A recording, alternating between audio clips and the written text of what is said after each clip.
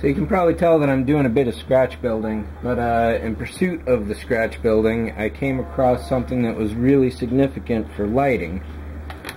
This is an 1/8 inch by 6 foot long clear round rod. As it happens, as a side note, it actually projects light to some degree, but not as good as fiber optics. But that's a side note, like I say. So in dealing with the engine here on Enterprise, if you put a single CFL behind, it looks like there's a single CFL behind there. And if you do a row of LEDs, you get a lot of hot spots. So those are no good either, really. So I took this acrylic round rod. As it happens, 1/8 inch is the exact perfect size. So I cut 4 of them, glued them together, kind of like this. Then I took 3 of them, glued them together exactly like this, glued those on top. Then I glued 2 on top of those and a single one to make a pyramid, essentially. So let me show you here. So you'll have to imagine the 4th row on the bottom, because I've already removed that. So I put a light behind this, and while I was expecting that this single rod would kind of diffuse the light out to the 2nd, then the 3, and then the 4 of them evenly, what it really did was disperse the light to the sides.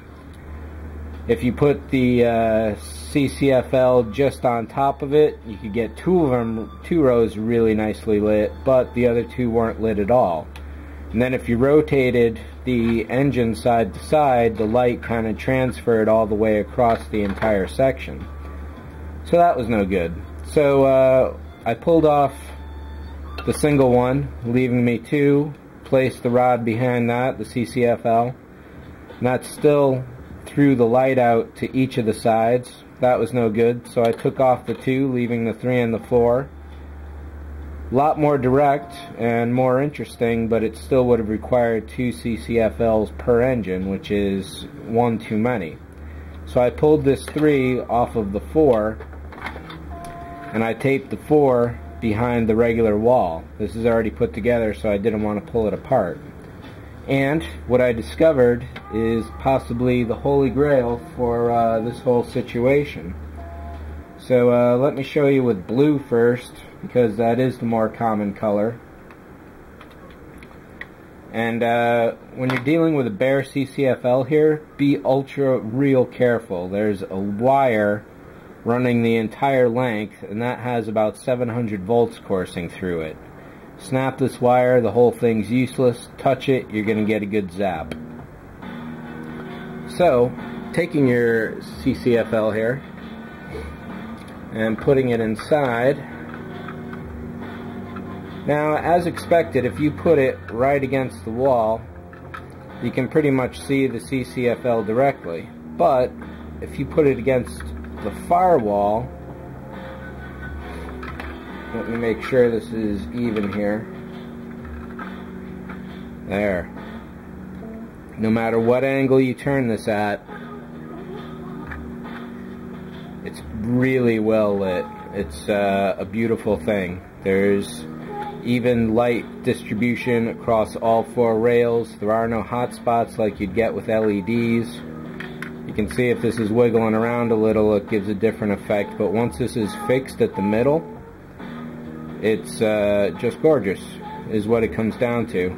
Of course, you're going to have to deal with a lot of extra potential light leak, but that's neither here nor there, and it's something you have to deal with anyway. I wish that this camera would show this blue off a little better. That's far too bright from what I can tell. So what's happening in person is that each of the 4 rails has exactly the same amount of light. Maybe if I turn extra lights on, that will help break down the blue. No? It's disappointing. Video technology has a long way to catch up with reality. Blue is ultra bright. It looks really great, but let me show you the UV look as well. First thing you're going to notice is this is a hell of a lot dimmer.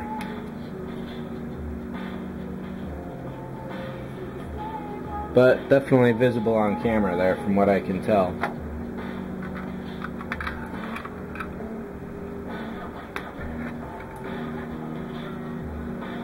And on camera the color is definitely off. It looks far more blue than it is. This is a really nice purple.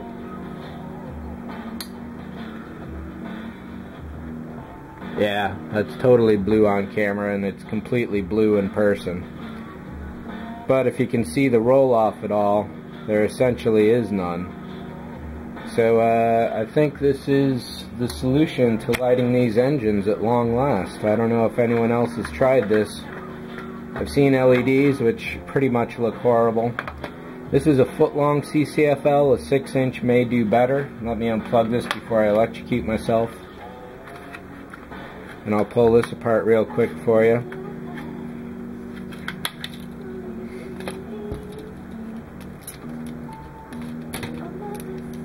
So, here's the 4 1/8-inch round plastic rods. You may be able to get them somewhere. That 6-foot length that I got cost me $2.05, I think, with tax.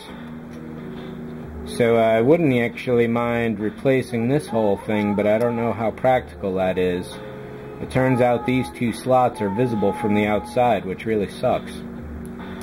But, and the reason why this doesn't distribute the light is this is a smooth surface, and it's only this outside that has some grooves in it.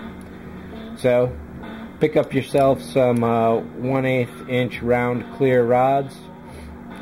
Throw them exactly behind your grill like this. And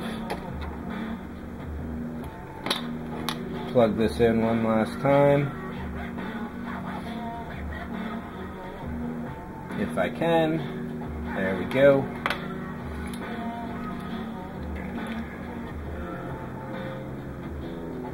Yeah, that's just nice. Again, if you put it too close, obviously the CCFL becomes instantly visible, but set it a little further back, and this is exactly the effect we've been going for. So that's pretty much. Oh, hey, there's one other thing I should tell you, is that when you're putting these rods together, CA will craze them. White glue won't hold them together.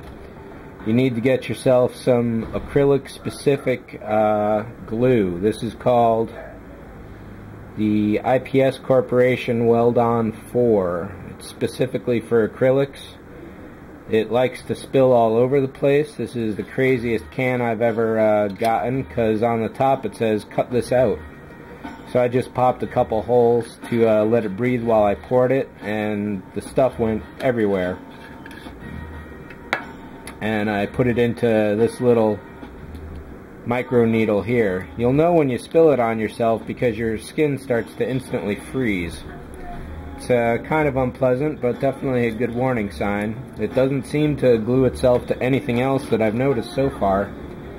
So you will need that though, and unfortunately a pint was quarter pint was the smallest they had, and it'll probably take me forever to go through this. That's pretty much it. 4 1/8-inch acrylic rods right behind there, 1 CCFL, and you've got warp. See you later.